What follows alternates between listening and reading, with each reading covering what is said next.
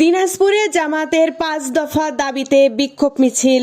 মোহাম্মদ সালাম রাব্বানী, দিনাজপুর প্রতিনিধির ভিডিও চিত্রে বিস্তারিত।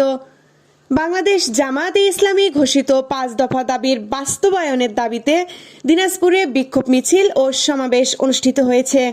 শুক্রবার 26 সেপ্টেম্বর বিকেলে দিনাজপুর জেলা জামাতের উদ্যোগে এ কর্মসূচি পালিত হয়।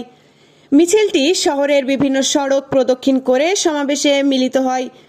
জামাতের 5 দফা দাবি হল জুলাই জাতীয় সনদের ভিত্তিতে আগামী ফেব্রুয়ারিতে নির্বাচন অনুষ্ঠিত করা, জাতীয় নির্বাচনে উভয় কক্ষে পিআর পদ্ধতি চালু করা, সুষ্ঠু ও গ্রহণযোগ্য নির্বাচনের জন্য লেভেল প্লেয়িং ফিল্ড নিশ্চিত করা, সরকারের জুলুম নির্যাতন, গণহত্যা ও দুর্নীতির বিচার করা, জাতীয় পার্টি ও 14 দলের কার্যক্রম নিষিদ্ধ ঘোষণা করা।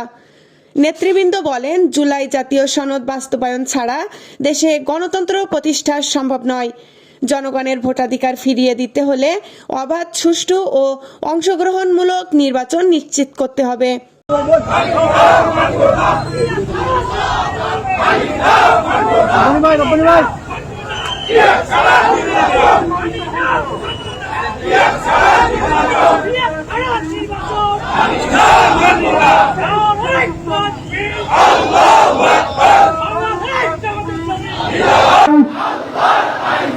জামাত শিবির জনতা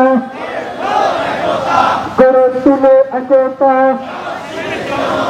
জামাতের 5 দফা পিয়ার ছাড়া নির্বাচন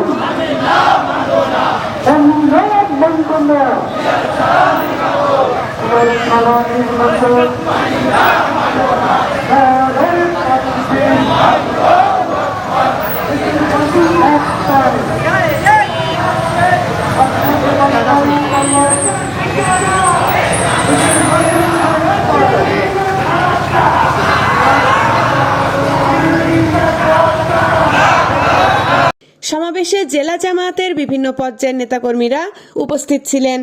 এবি নিউজ ডেস্ক রিপোর্ট।